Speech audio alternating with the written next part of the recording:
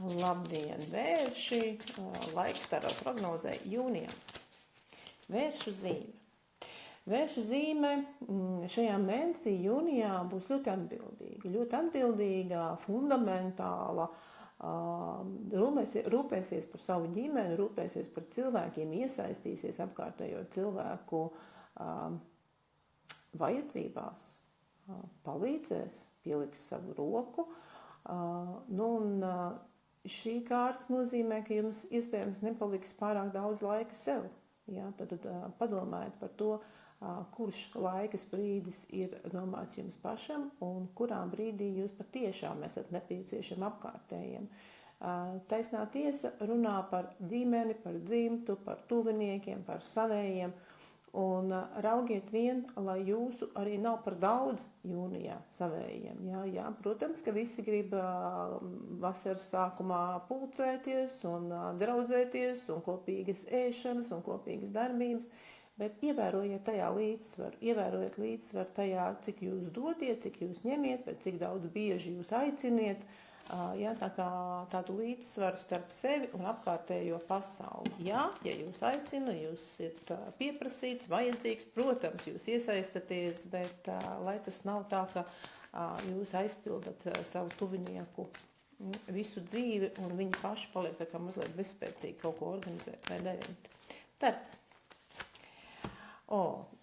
Darbā ļoti laba kārtas, kas pirmkārt liecina par to, ka jums ir patīkama atmosfēra darbā šajā mēnesī, jūs vēlaties sadarboties.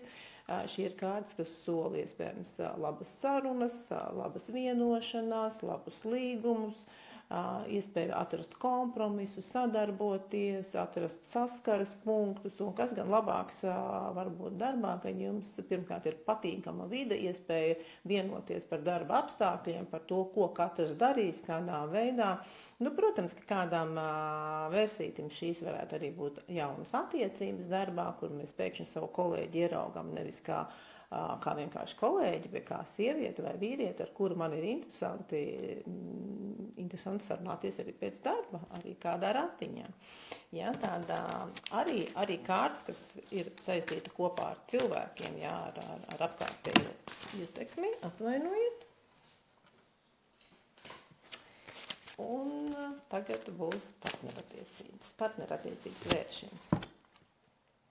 Jā.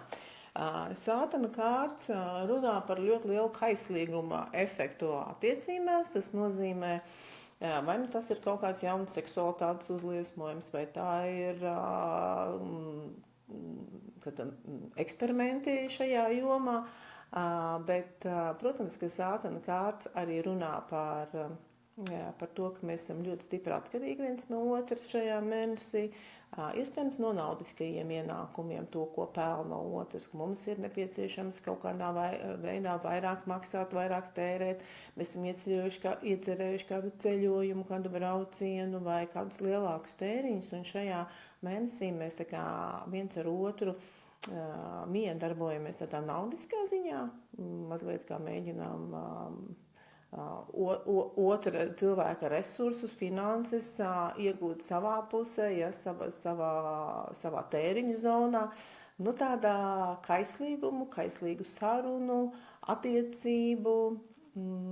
Dažam labam var pacelties atkarību tēmas. Jā, atkarības mēs esam vienojušies, ka tu, piemēram, tā vairs nedari.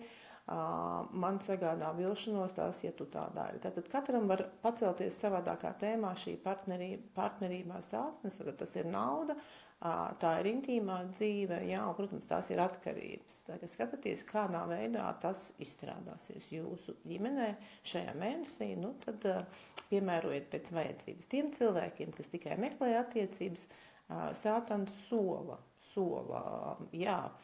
Sātans piedāvā to viskaistāko, vislabāko, visiekārojamāko tēlu, kādu jūs vēlaties redzēt, bet tās vai ir tas, ka šeit rodas atkarība, kurā bieži vien mēs zaudējam tā kā sevi, savas vajadzības, savu brīvo laiku. Tā kā sātana kārts ir mazliet apsēstīta. Bet, kas gan būtu attiecības vasaras sākumā, ja mēs kādreiz neizmēģinātu arī Sātana enerģija.